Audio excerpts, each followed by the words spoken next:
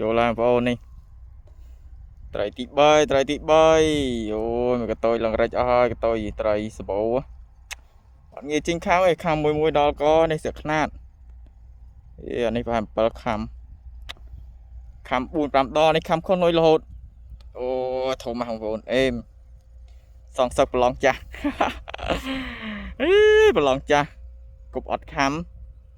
សងសឹកបាន3ក្បាលហ្នឹងបងប្អូន3ក្បាលហើយអេម